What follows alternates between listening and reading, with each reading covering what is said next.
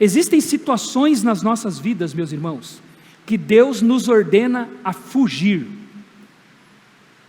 E é tão importante esse verbo fugir no Novo Testamento, porque ele aparece poucas vezes.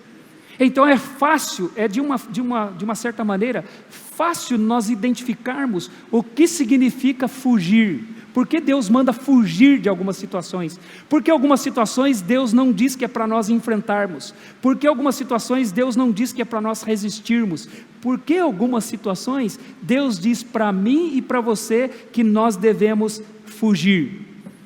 Nós podemos aprender o que significa, quais as situações das quais nós podemos fugir, porque elas são destruidoras. E nós devemos sair correndo delas. E não tentar administrá-las ou tentar lidar com elas. Apenas a Bíblia diz: fuja, fuja. E algumas situações nós devemos fugir. Então esse verbo ele vai aparecer em 4 passagens no Novo Testamento. E 2 vezes se trata de uma mesma situação da qual nós devemos fugir. Então destas 4 vezes em que aparece esse verbo fugir, a Bíblia está nos dizendo que existem 3 coisas das quais eu devo fugir. 3 coisas. Em 2 Timóteo capítulo 2, versículo 22, o apóstolo Paulo diz: fuja das paixões da juventude. E ali, ainda que fala de paixão, de desejos da juventude, não está se referindo a desejos sexuais. Ele está dizendo para Timóteo que alguns homens queriam ficar discutindo teologia. Alguns homens queriam ficar falando sobre assuntos falsos mestres, queriam ensinar assuntos que não confrontavam, queriam falar de assuntos que não comprometem a fé, que não comprometem sua vida. Então aqueles homens queriam ficar falando de genealogias sem fim, queriam ficar falando de filosofias, queriam ficar falando de coisas teóricas que não comprometem você.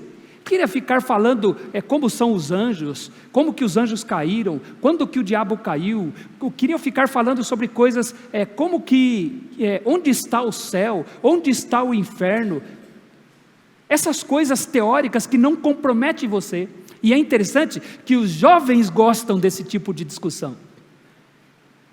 Pergunte, faça uma enquete entre os jovens. Que assunto você gostaria de estudar nas reuniões de jovens?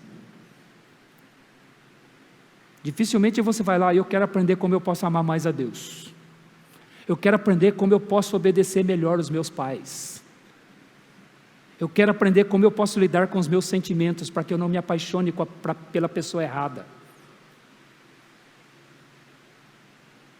Jovens têm paixões por debates, que não trazem benefício da fé. Timóteo era jovem, então Paulo fala para Timóteo: foge destas coisas. Foge das paixões da juventude. Não queira ficar gastando tempo com essas pessoas cuja linguagem deles corrói como câncer. Veja, o sexo é destrutivo. Discussões, irmãos, de teologia que não promovem confronto, que não promovem reflexão, que não promovem a santidade, são tão destrutivas quanto o sexo fora do casamento. Ele diz que a linguagem daqueles homens que queriam ficar discutindo aquelas coisas era uma linguagem que corroía como câncer, como gangrena. Então ele diz: foge das paixões da mocidade, foge disso.